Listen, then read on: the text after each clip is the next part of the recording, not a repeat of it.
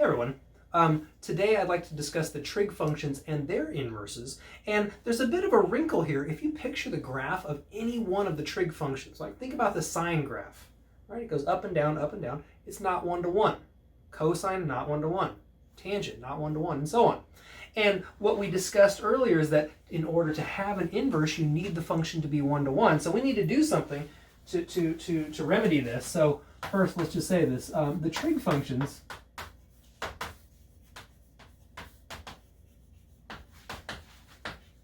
are not one-to-one.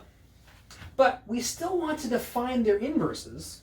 And so we need to define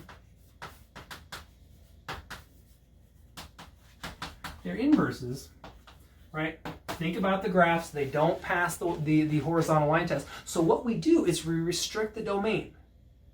We only consider a certain range of inputs and we force it to become one-to-one. So to define inverses, we restrict their domains, right? So I mean, if you think about, you don't need to draw this, right? Think about the sine graph, right? Up and down, up and down. So what we want to do is we'd like to identify a portion of the graph for which it actually does pass the horizontal line test. And so for the sine graph, what we do, I'm going to redraw this so you don't need to draw this. If we look at the region between plus and minus pi over 2, get rid of everything else, right? So if we just look at this stuff right here, and I'm going to actually erase it now, right? Erase all the rest of the graph. Then what we do is, or what we get is a portion of the graph for which the sine function is one-to-one.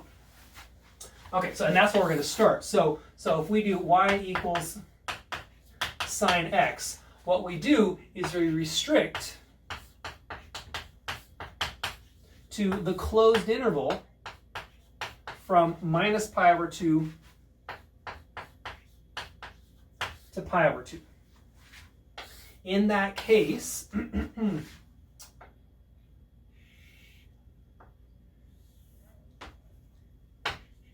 we get a graph that looks like this. So we're going from, there's pi over 2, there's minus pi over 2.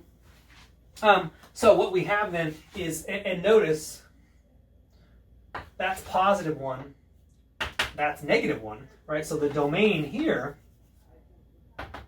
is minus pi over 2 to pi over 2, and the range is minus 1 to positive 1. So what we want to do then is we would like to define, once we've got a one-to-one graph, we want to define the inverse cosine, inverse sine. And so when we've restricted, we can define the function y equals inverse sine of x. And this is true, of course, if and only if the sine of y equals x, just using the definition of the inverse function. So the inverse sine is defined on, so it has the domain. Remember, the rule of range and domain get reversed when you pass to the inverse. So the domain of the inverse sine function is the interval from minus 1 to 1, and the range is minus pi over 2 to pi over 2.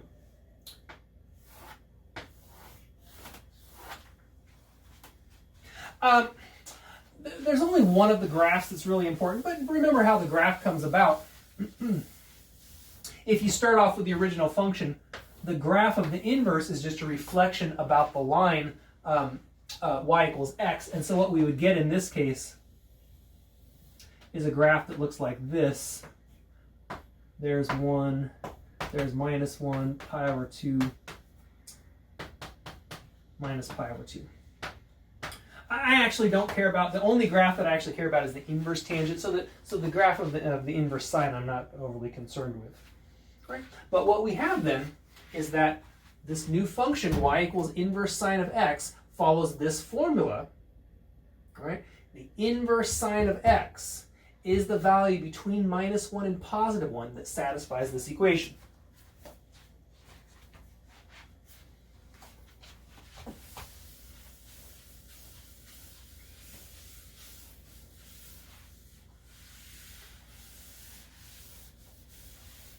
And I think I just said that weird there, right? So the inverse sine of x is true, or x is allowed to be from -1 to +1, but the actual inverse sine is a number between -π/2 and positive π/2. I think I said that crooked there.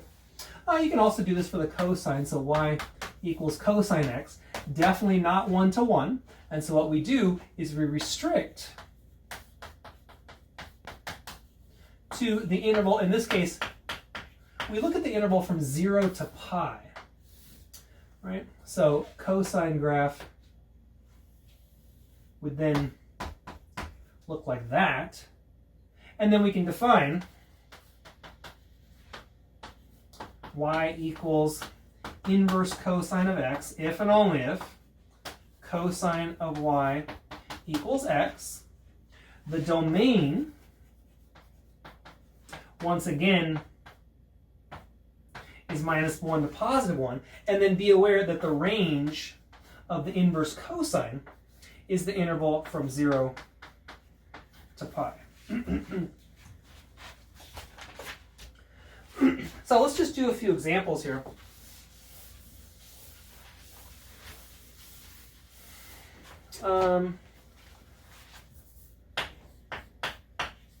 So how about inverse cosine of 0?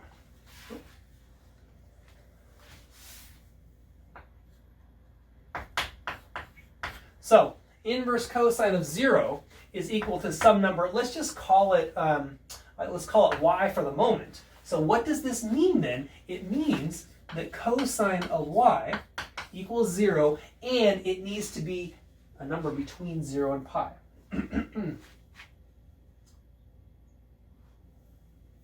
Well, let's see now. So what number between 0 and pi satisfies cosine of y equals 0, right? Well, this occurs when y equals pi/2. In other words, what we have is cosine inverse of 0 equals pi/2. Let's try some more examples here. So how about cosine of, inverse cosine of cosine of 1/2. Remember the relationship between a function and its inverse. Right? They cancel each other out. You always have cancellation equations when you're working with inverses. And so what we get here, inverse cosine of cosine of 1/2 is equal to 1/2. But next example, inverse cosine of the cosine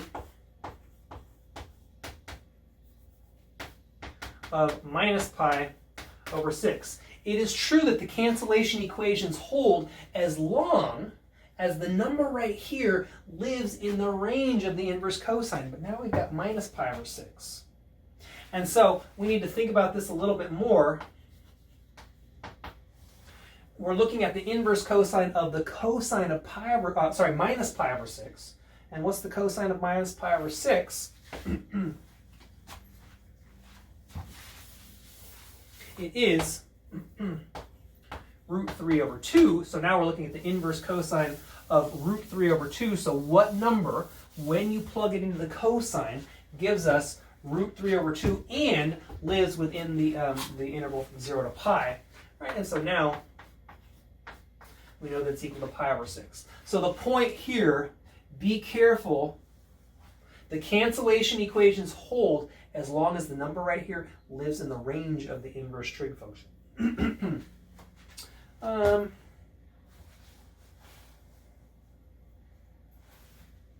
Let's just do one. Well, yeah, let's do one more example.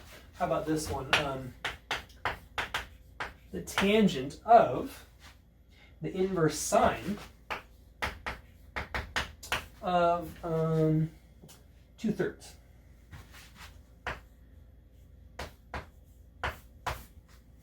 So I don't know what number plugged into the sine function gives me 2/3. So let's just write it like this. So let's write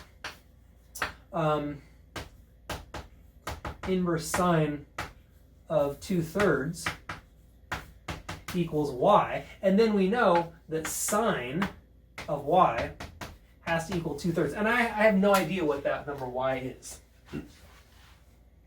But what I'm going to do then is I'm going to draw a little right triangle here, label that y, and let's see, sine is opposite over hypotenuse, which means that this one down here is going to be 9 squared minus 2 squared under the square root, which gives me a 5.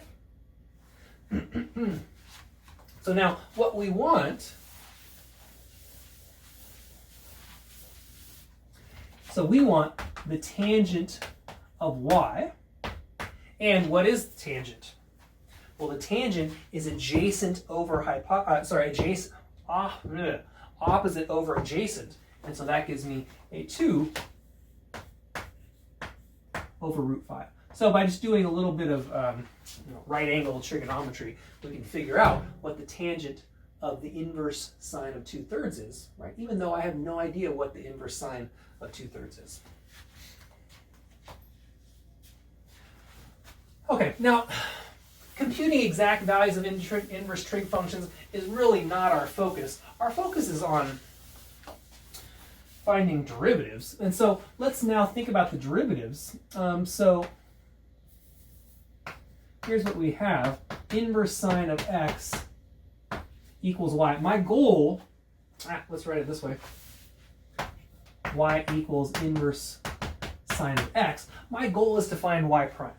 Right? So to do so, what I want to do is remember that this is true if and only if sine of y is equal to x. And now I'd like to take the derivative. Right, my goal is to find y prime. I'm going to take the derivative of this equation.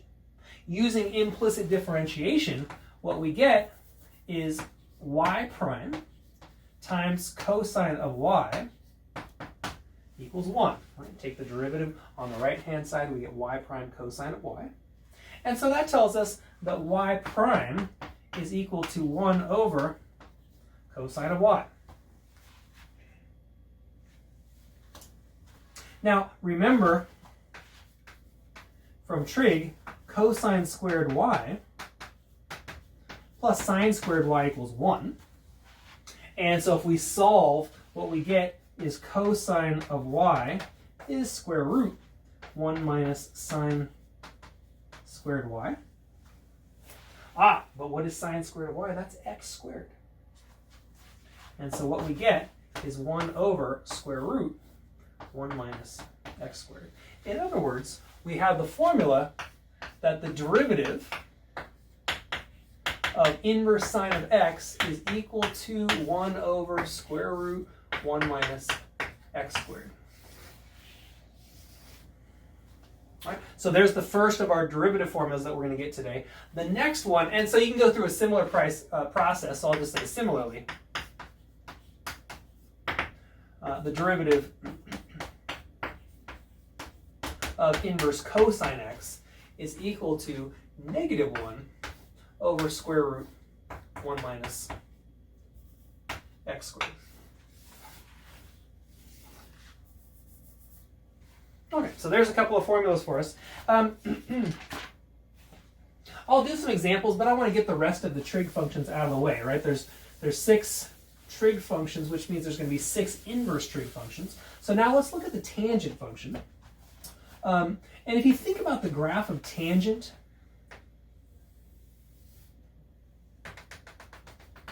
it's got a bunch of vertical asymptotes. Right, so the tangent function just keeps repeating itself. This asymptote right there, that's at pi over 2. That's at negative pi over 2. And so to force the tangent function to be 1 to 1, what we need to do is restrict our domain, and we restrict it to the interval from minus pi over 2 to positive pi over 2. So, so for y equals tangent of x, restrict to the closed, the open interval from minus pi over 2 to positive pi over 2. And then we can define the inverse tangent of x, y equals inverse tangent of x, if and only if tangent of y is equal to x. The domain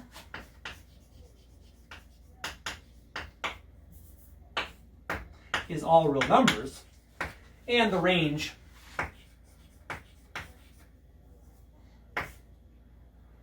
is minus pi over 2 to pi over 2 open interval. Now, as I was saying earlier, I don't really care about the graphs of the inverse trig functions except this one. If we restrict our domain, then what we're looking at is this graph right here with vertical asymptotes at plus or minus pi over 2, which means now if we reflect about the line y equals x, those vertical asymptotes become horizontal asymptotes at plus or minus pi over 2, and the graph of the arctangent function looks like that. All right, so this is the graph of the inverse tangent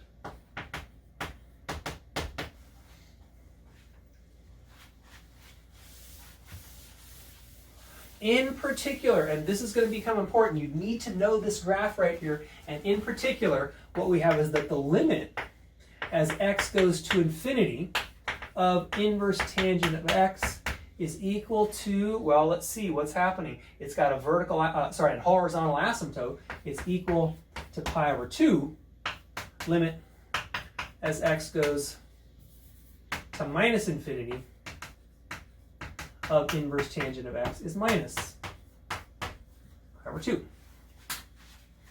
These limits will come up quite a bit in this class and even more so in Math 143. So you need to know these limits right here, and you need to know the graph of the inverse tangent. It shows up. You can do the same thing for the inverse cotangent, although we really don't make a big thing out of it. So now what I want to do is compute the derivative of the inverse tangent function. So what do we have? Y equals inverse tangent of x if and only if tangent of y equals x. Take the derivative of both sides. What we get is a y prime times a secant squared y equals 1, which means y prime is 1 over secant squared of y. And now, if you remember, when we were computing the derivative of the inverse sine, I used a trig identity that connects the cosine squared and the sine squared. There is a similar trig identity that connects the tangent squared with a secant squared. And if you don't remember it, that's okay. So remember that sine squared y plus cosine squared of y equals 1. If I divide this equation everywhere by cosine squared,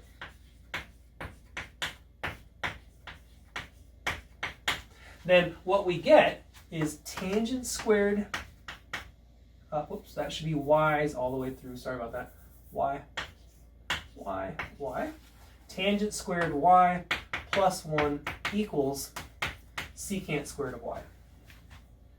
And so I can replace this with 1 over, and I want to write it actually as 1 plus tangent squared of y. And then we notice tangent of y is equal to x, which means that this can be written as 1 over 1 plus x squared.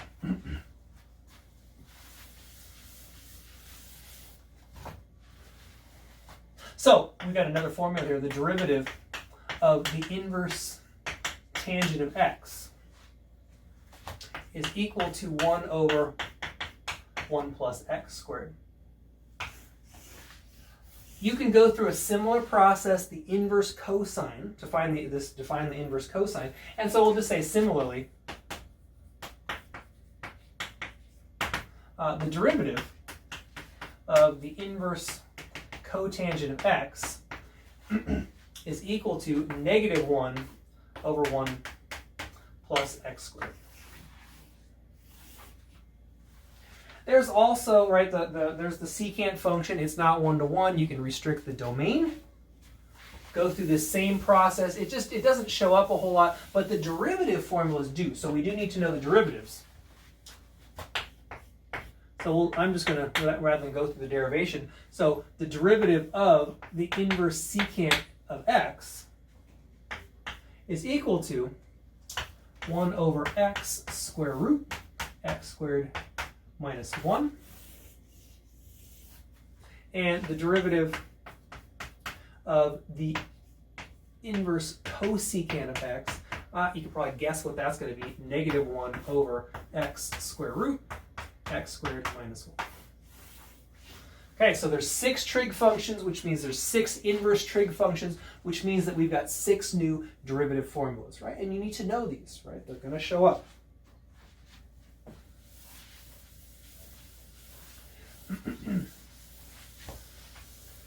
So let's now do a few examples of derivatives, right, involving these inverse trig functions. So, so first example, let's compute the derivative of the inverse sine of x plus x squared. Okay, so, and just let me write it down here to remind you. So the derivative of the inverse sine of x, that's 1 over square root of 1 minus x squared. Now I need to use this formula in conjunction with a chain rule because we've got inverse sine. Let me do a little better here. We've got inverse sine of some function. So how does the chain rule work? It says take the derivative of the outside function and plug the inside function back in.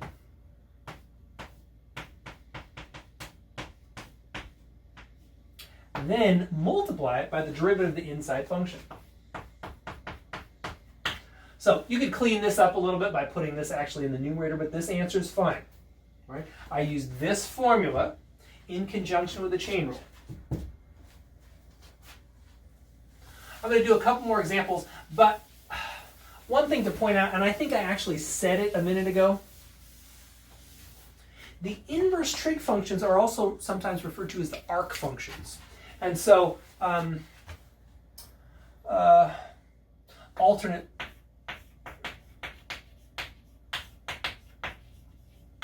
notation in your book, and I use these interchangeably. Inverse sine of x is exactly the same. It's interchangeable with the arc sine of x. They mean exactly the same thing, but sometimes books will, or authors will use arc sine rather than inverse sine.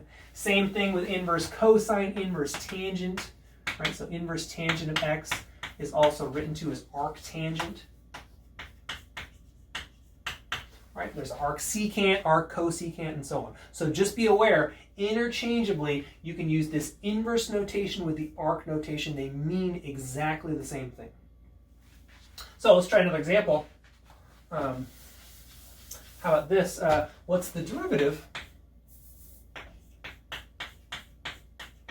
of the arc tangent of x plus e to the 2x? Now, let me just write it off to the side here. The derivative of the inverse tangent, or the arc tangent, is equal to 1 over 1 plus x squared. So I want to use this formula in conjunction with the chain rule. So the chain rule says take the derivative of the outside function, but plug the inside function back in, so there it is, and then multiply by the derivative of the inside function.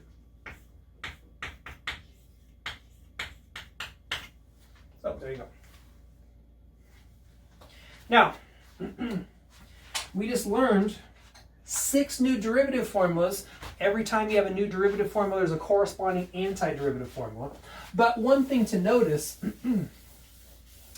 when you look at these 6 derivatives, they come in pairs where one is the negative of the other, right? The derivative of the sine and the derivative of the cosine, derivative of the arc sine and arc cosine are negatives of each other. The trig functions are the positive ones, and the cofunctions, the cosine, cotangent, cosecant, are the negative ones. And so what that means is there's really only 3 formulas to remember, and then just remember that the cofunctions become negative. That also means that there's only 3 antiderivatives that we care about. Right? So the corresponding antiderivatives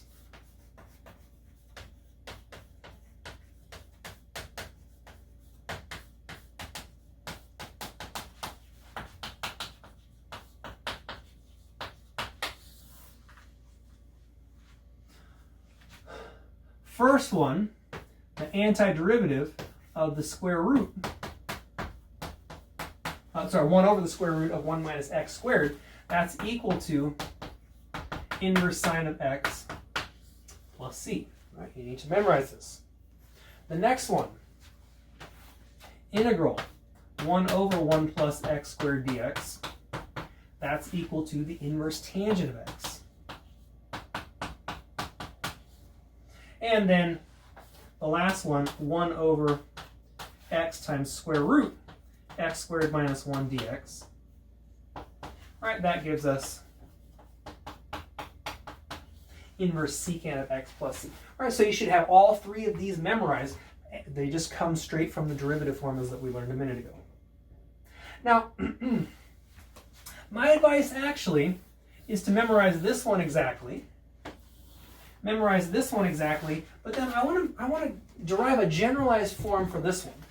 So let's just look at an example. What if we did the integral of 1 over, let's do 4 plus x squared dx. So it doesn't look exactly like this middle one, but it's close. The difference is instead of a 1, we have a 4. So what I'm going to do is I'm going to factor a 4 out of the denominator. And so what we will get is a 1 over 4 times 1 plus x squared over 4 dx. I haven't done any calculus here. This is just arithmetic. And then, okay, so let's rewrite this. So this is a 1/4 integral 1 over 1 plus x squared over 4 dx. Now it looks closer to this formula, but now I've got an x squared over 4 rather than x. This suggests that substitution is the thing to do. If I let u equal x over 2, that would mean then this becomes a u squared right there. Then du equals 1/2 dx, which means that dx equals 2 du. In which case, let's do it over here.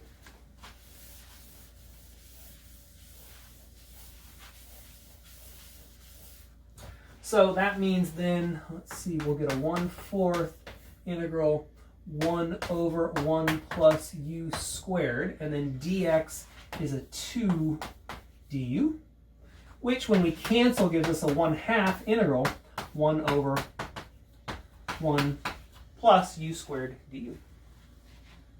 Now we can compute the antiderivative. This gives us an inverse tangent of u. Sorry, I lost my 1/2. It's a 1/2 inverse tangent of u plus c. And when we substitute back, that's a 1/2 inverse tangent of, let's see, what was u? It was x over 2 plus c. So notice what happened when you compare it to our original formula. With a 4 here, we picked up a 1/2 here and here.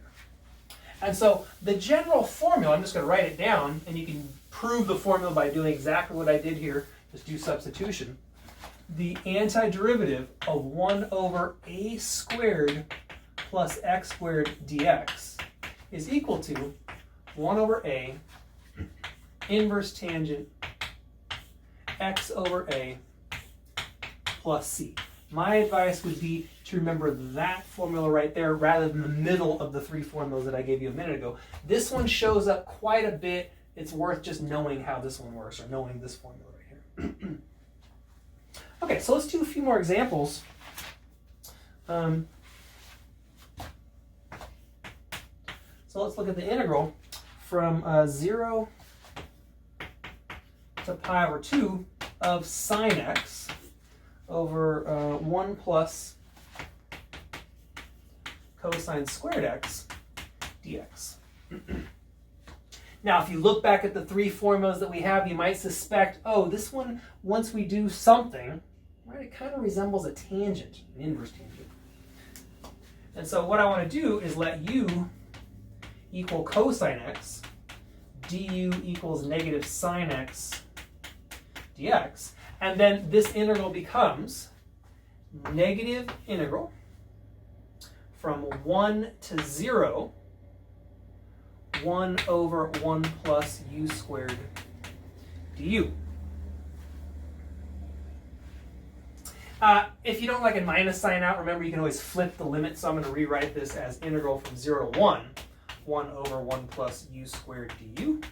Now we have our new formula. This is inverse tangent of x from 0 to 1. That's tangent inverse of 1 minus inverse tangent of 0. Okay, inverse tangent of 1, what is that? Well, it's the number that when you plug into tangent you get 1. That's pi over 4. And it turns out then tangent inverse, or inverse tangent of 0 is 0. So our final answer, pi over 4.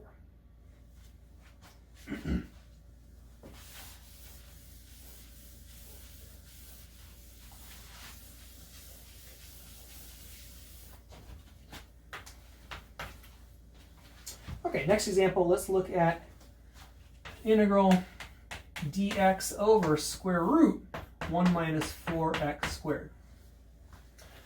Hopefully when you see this one, it triggers in your mind, oh, this is probably the final answer is going to involve an inverse sine. And what we need to do to get there is to do a substitution where I let u equal 2x. Why is that? Because then we'll have 1 minus u squared. And then we get a du equals 2 dx. And so when we substitute, what we'll get is a 1/2 integral du over square root 1 minus u squared. That we know is going to be a 1/2 inverse sine. I'm going to write that as arc sine just for fun. Arc sine of u plus c. And when we substitute back, we get a 1/2 arc sine 2x plus c. Remember, inverse sine and arc sine are interchangeable. You're going to see them both in the book. You should just get used to thinking back and forth between the two. Okay, one last example. Okay, this will be integral of 1 over x times square root x squared minus 4. This resembles an inverse secant.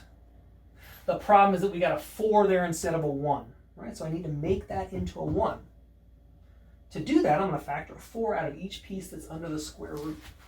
So this is equal to integral 1 over square root, x over, integral 1 over x, factor the 4 out of each piece here, it'll be a 4x times x squared over 4 minus 1 dx. All right, so nothing tricky here. I want that 4 to be a 1. To do so, factor a 4 out of each piece. And then I can take the 4 out of the square root, it becomes a 2. Take it out of the integral, what we get is a 1/2 integral 1 over x square root x squared over 4 minus 1 dx.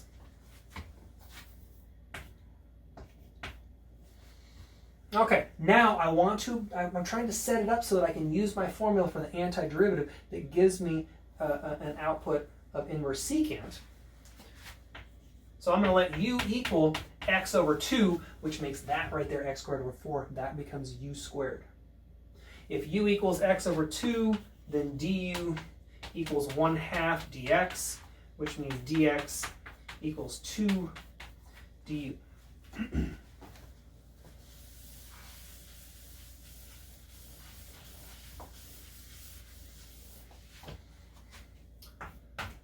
So this one becomes, let's see, I'm going to have a 1/2 integral 1 over, let's see, x is 2u. Then I have a square root of u squared minus 1, so that's good. And then dx is a 2 du. Cancel the 2's, and we've got a 1/2 integral 1 over u square root u squared minus 1 du. Now we're in position to apply our formula. Right, this is equal to 1/2 inverse secant of u plus c. And then what was u? Well, it was x over 2. So final answer, 1/2 inverse secant of x over 2 plus c. Okay, so that's a good place to stop. We'll see you next time.